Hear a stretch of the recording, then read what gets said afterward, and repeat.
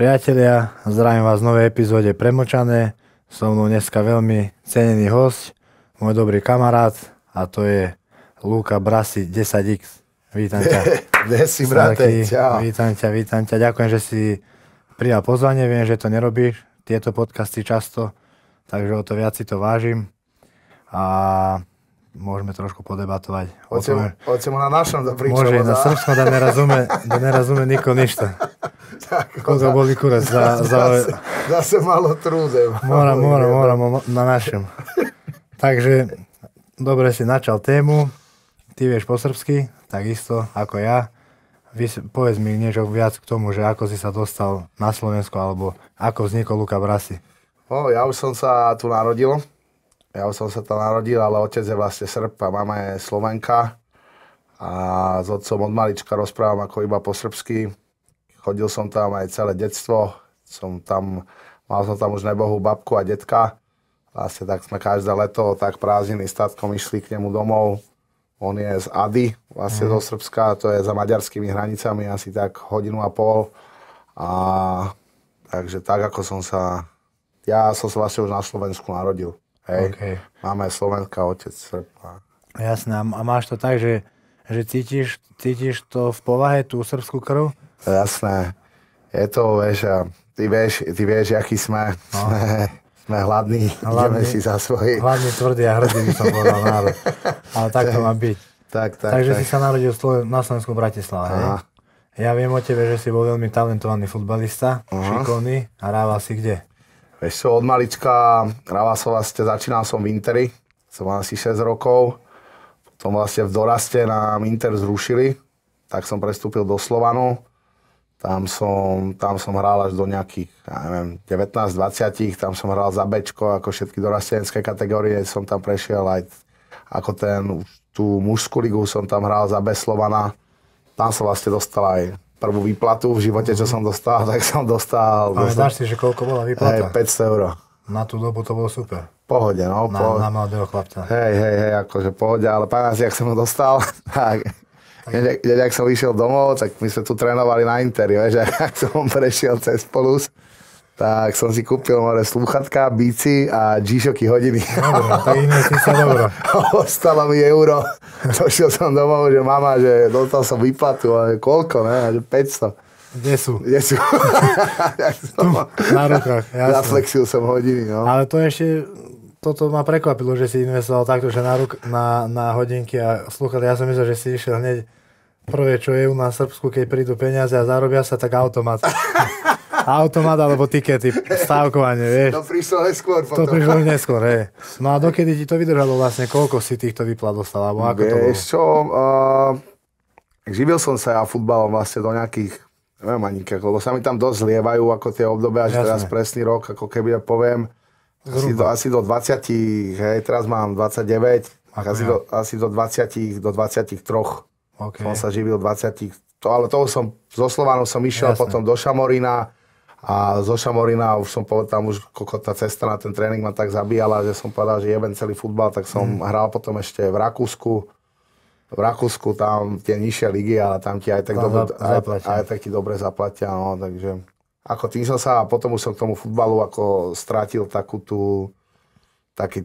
už ma to nenaplňalo. Hej, a teraz odstupom času, keď sa na to pozrieš, samozrejme, že či to neľutuješ, alebo že či ti to nechýba náhodou. Ľutovať asi neľutuješ, lebo si teraz tam, kde si dosiahol si niečo, vieš, ľudia ťa poznajú, za mňa si našiel takú dieru na trhu, že robíš ten tvoj štýl, to podľa mňa nikto nemá taký a nikto nevie napodobne, vieš, čo ja cením, ale že či ti to nechýba, že by si hrával futbal. Vieš čo, určite mi to, ako, ja som tomu som stratil tomu takú tú, kebyže mám mentalitu, tu ako mám teraz, vtedy, keď svet, tak je jasné, že by som to chcel, akože vieš, že, lebo je rozdiel, vieš, kebyže sa tomu možno neprestanem venovať, že som bol dobrý, tak môžem hrať Bundesligu a zarábať, ja neviem, 100 000 € mesačne, vieš, ako, ja hovorím, že teraz sa mám zle, ale 100 000 € mesačne sa to nepribližuje, vieš, a takže napríklad, keď budem mať deti a tieto veci, tak ich na ten šport, ako určite budem ich do toho tlačiť, lebo je to, zažil som si tam možno aj najkrajšie také časy, vieš, tie detské, že... Aký by si mal odkaz pre mládež, že aby napríklad, aj keď sú v športovom svete a sú dobrí, že čo by si im odporúčil, že aby to nezdávali a aby nešli nejakou zlou cestou, alebo že čo by si im mohol k tomu Určite mladým ľuďom, športovcom či nešportovcom, choďte si vždycky za svojím, vždycky tam budú, nikdy tá cesta nebude za tým cieľom proste rovná, vždycky sú tam nejaké proste obštrukcie na tej ceste, ale verte sami sebe, vyhýbajte sa určite drogám, mladosti, hej, a myslíte na to, myslíte vždycky dopredu. Není proste nikdy dôležité to, kde ste teraz, ale kde budete za nejaký rok, 2, 3, hej, že musíte to mať proste v hlave, musíte si to manifestovať a ísť. Dneska už je proste svet takých možností, čo kedysi ľudia proste nemali. A je len proste na tebe, že či to využiješ, či tú šancu zoberieš, alebo na to vyjebeš. Jasné, a ďalšia vec je to, že keď aj závisí od toho asi do akej partie sa dostanú. Ja som sa tiež dostal v minulosti v živote do partie, kde tiež neboli ďaleké drogy, ale proste musíš sa cez to kvázi preniesť, musíš mať nejaký cieľ a vidieť, že mať nejakú víziu, že toto nie je pre mňa, ale zase treba si za tým svojím, ako si povedal, ale aj tie drogy, keď človek mal, to neznamená, že teraz je zlý človek, podľa mňa, lebo to ťa tiež vyformuluje tu, kde si teraz. Je to tak, ja keď som s tým sa začal, tak tiež som ako v týchto partiách, čo sme boli, tak to bolo, že som v tom proste hľadal niečo, čo mi normálny život, dajme tomu, nedával, že som bol na takom tom rozcestí, že končil som s futbalom, už som vedel, že vo futbale nedosiahnem vlastne to, čo som chcel, lebo vždy, keď hráš futbal, tak chceš hrať Ligu majstrov, alebo tak som to mal ja, že som mal proste tie ciele najvyššie, jakmile som ich proste nedosiahol, tak som k tomu stratil túto, potom som začal samozrejme aj s týmito vecami nejako experimentovať, no a ma to proste formovalo, ale nebolo to jednoduché, nebolo to ani vtipné, že veľakrát ma tie drogy dostali do takých situácií, kde niekedy som si nemyslel, že živý more sa z nich dostanem, a to proste nejsú srandovné veci, preto by som nikdy nikomu neodporúčal, aby niečo s drogami začal. Jasné, a ty si aj relevantný človek na to, lebo si to zažil a mal si to a keby sme sa mali dostať tak do takých hrubších detailov, že aby vedeli, že to nie je také príjemné, ako to vyzerá, že aké si mal z toho, aké si mal z toho také najhoršie stavy, alebo že čo si cítil. Ten nášľap je super na začiatku, ale potom všetko to je dole vodou. Ono to že tieto stavy, akože z tých drog, to nie je na tomto ako najhoršie. Najhoršie sú skôr tie situácie, do ktorých sa dostaneš, že dajme tomu s nadrogovanými ľuďmi, alebo keď drogy predávaš, alebo podobne, že to sú situácie, ktoré ako tam už tie depresie a tieto, depresie majú len amatéri. Takže musíš mať niečo za sebou, aby si to bral takto, že... Ale vieš, že skôr tie situácie nadrogovanými ľuďmi a tak niekedy nejsú srandovné, lebo niekedy nevieš, čo ten človek môže spraviť a môže spraviť jednoduchú vec a skončiť život, takže preto sú, tak som to ja myslel, že tie drogy ťa môžu dostať do nejakých situácií, že ako už tie potom samotné drogy, z toho sú tam samozrejme tie zlé stavy, ale to sa dá sa to nejako prežiť. Všetko sa dá prežiť. A povedz mi, že vyskúšal si niekedy heroín? Ne, chvála Bohu. To si musíš strieľať, ty kokoda, keď mám ísť do piče na odber krvi, tak som nervózny. Lebo mňa zaujíma to, že poznal som veľa hudobníkov, umelcov, čo boli akože takí jedni z najlepších na svete a videl som, že keď boli v tej najlepšej forme, že vyzerali brutálne, vitálni, mladí, že fešáci, tak aj gitarista napríklad z Red Hot Chili Peppers. Potom sa namotal na to a išiel 5 rokov na heroíne, kamo jemu to zožralo kožu. A ešte aj on vysvetlil v jednom rozhovore, že ja si to dám a že sadnem si a krásny život. Že 4 hodiny hrám na gitare, ale potom ho to zožalo, že nechápem, že čo to môže byť za sila, aký to má účinok, že ťa to takto kamo. To musí byť akože... Raketa. To musí to byť silné. Však na tom, ako všetci tam táto rock'n'rollová scéna, tak oni to išli tu už dneska som Tu už to není také. Ja ani neviem, či som niekedy poznal niekoho, kto by ako z tých skúseností nejaké mal, ale... A vyskúšal by si to, že aký to má stav? Ty kokos, vieš čo, asi... Že by ťa ale odsledovali. No keby ma odsledovali a dalo by sa to nejako, že by sa mi to nemusí výkať dožili, tak by som to možno vyskúšal, vieš, ale...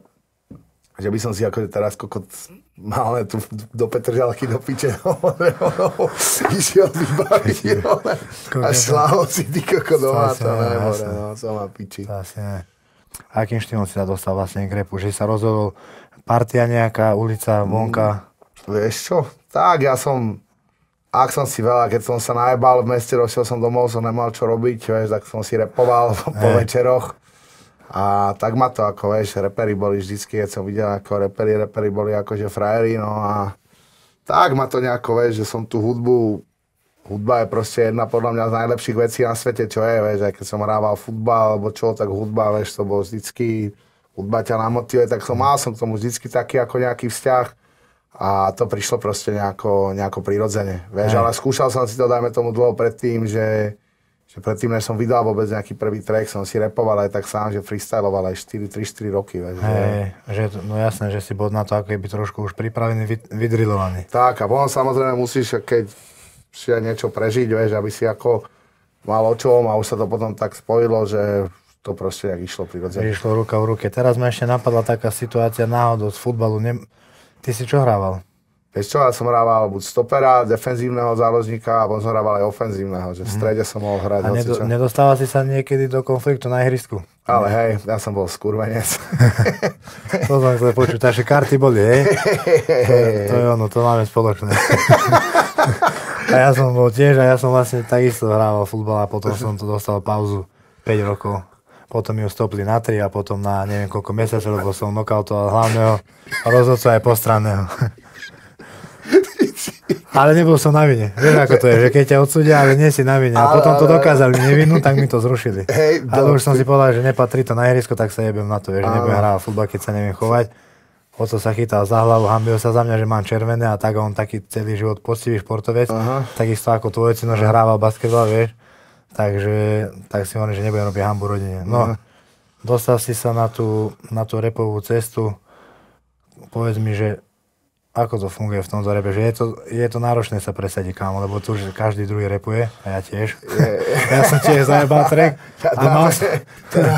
Ale vieš čo, že je to náročné, ale máš to isté, vieš, že ak sa presadiť na MMA scéne, vieš, že keď sa tu bije v hocičom, proste keď sa chceš presadiť, je to ťažké a treba proste, každý má tú cestu k tomu úspechu nejakú inú, vieš, niekomu to trvá 10 rokov, keď sa dostane, vieš, na vrchol, že niekomu to trvá možno rok, 2, ale treba proste, vždycky je to tak, koľko tomu dáš, obetuješ, tak sa ti to potom vráti, jak vo všetkom. No jasné. Vieš, potom samozrejme ľudia vidia iba vždycky ten vrchol toho, ale nevidia tú cestu za tým. A teraz není pravidlo, že keď nie je to trvalo, ako sa dostať niekam v repe, vieš, rok, že to bude tak trvať aj tebe. No jasné. Niektorým to trvá 5 rokov, 10, ale potom už keď tam si, tak to stojí za to, vieš. Že... No jasné, tak ja, čo si všímam tú scénu, tak ty máš takú fakt, že dobrú základňu, vieš, aj také jadro, že ľudia ti fandia naozaj, majú ťa radi, aj chodia na koncerty a hovorím, dobre si povedal, že nebolo to zadarmo, mákal si, drilloval si na tom, tak teraz si tu, kde si, ja viem, že ešte to je iba začiatok, že ešte to zajebeš viac. A keď si skončil s futbalom, nemal si príjem. Aha. A ako si sa dostal nejakým financiám? Vieš čo, vtedy som išiel robiť čašníka vlastne do mesta pod otcomu kamošovi.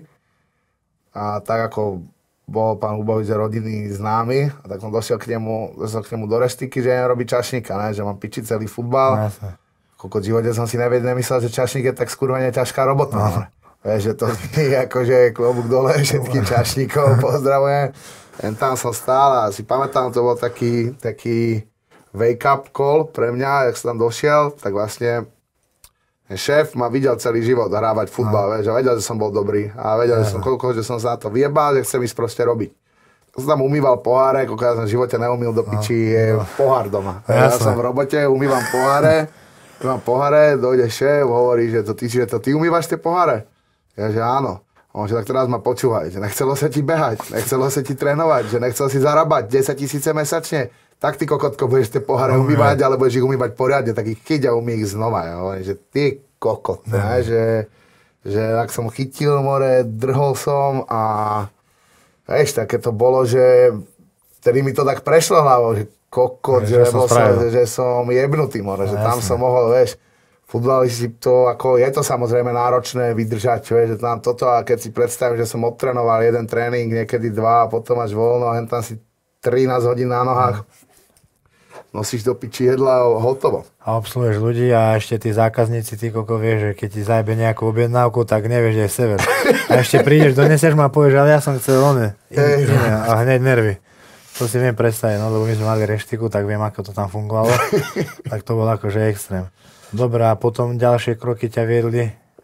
Tak robil som čašníka, potom som do piči pizzu som rozvážal a potom som vlastne, raz som našiel ako takú robotu, či si videl niekedy Vlka z Wall Street, jak sa akože volá, to Vlk z Wall Street film si videl? Zaspal som pri ňom. Tak som našiel ako takú robotu, že marketingový ako predajca po telefóne. Tam sme predávali nejaké akcie. Pičoviny a som to mal hneď vedľa domu. Tam už nemusel chodiť ďaleko. Som to hneď vedľa domu vlastne. Tak som to išiel, že vyskúšať. A akože no, bol som v tom akože dobrý, vieš. Tak ma akože z tej firmy ma potom presunuli. Som tam dostal povýšenia a tomu som sa ostal venovať. Vieš, som to robil 6-7, okolo 5 rokov, no. Okay. Takže to bolo takéto zamestnanie, kde si najviac vydržal. Áno, alebo 4 menej teraz, keď mám 20 rokov. Jasne, dobre, to nie je dôležité, ten presne čas. A pomedzi to už si repoval? Áno. A už si drilloval. A už som si doma, akože som si, vieš, že... Dobre, a z ktorej časti ty si vlastne Nové Mesto? Nové Mesto pri Poluse, no. Nové Mesto, tam si mal chalanov, s ktorými si vyrastal, hej? Tak. Boli nejaké komplikácie vonku? Ale tak vždycky tam na sídliska. A to tam fungovalo akože tak inak, vieš, že dneska chodia do piče sepláci mali, vieš, tam ja keď som vyšiel von pod dom a videl som niekoho staršieho, tak som, vieš, odchádzal, dneska sa to tam, ale dobre to bolo. Bola to taká tá doba ešte, že si len vyšiel von, vieš, hral si, mal si tam kamošov, nemuseli sme si volať ani písať, tam sme sa stretli, hrali sme futbal, do piči, skovávanu, basketbal, vieš, všetko, čo, ale boli sme celý deň sme behali vonku, potom mama zakričala z balkóna, ide sa domov. Hej. Niekedy potom už, keď si ako keby končil roboty na Slovensku, tak si sa dostal do zahraničia, nie? Áno. Aký bol dôvod toho, že si skončil vo Vietname? Tam, jak som robil ako túto robotu, čo som ti hovoril, tak ma vlastne povýšili, z Bratislavy som najprv išiel do Dubaja. Jo. Tam som žil nejaký rok a potom som bol vo Vietname, tak tam to bolo skoro pol roka. To bolo všetko kvôli tejto robote, hej? Áno, tam som pracoval vlastne, toto stále som volal, len sa tam posúval vlastne po nejakých pozíciách, vieš, tak oni mali pobočku tam a tam, tak som vlastne cestoval ako takto s robotou a po piči. Tak to si mal celkom dobrú robotu, že si aj cestoval, aj si zarobil?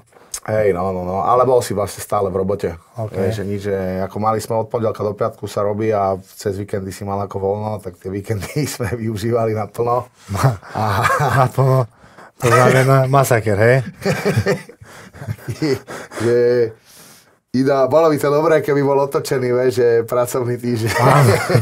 Že od pondelka do piatku ideš a sobotu nedeľu robíš. No, to si nepredstav. Potom, kedy prišiel ten zlom, že si povedal, že OK, idem sa na hudbe naplno. Čo, už som tam, sedel som na balkóne v Dubaji. Sedel, tak som kúkal more. Predpokladám, že ešte dve ženy s tebou. Jaj, ne. A to by som nerozmýšľal nad pičovinou. Áno, to by ťa nenapadlo toto, hej. A vlastne videl som chalanov, čo tu boli vlastne, čo som ich poznal, že začali akože repovať. Astral Kida. A celú necenzurovanú verziu môžete pozerať na Hero podjebník premočané. Vidíme sa.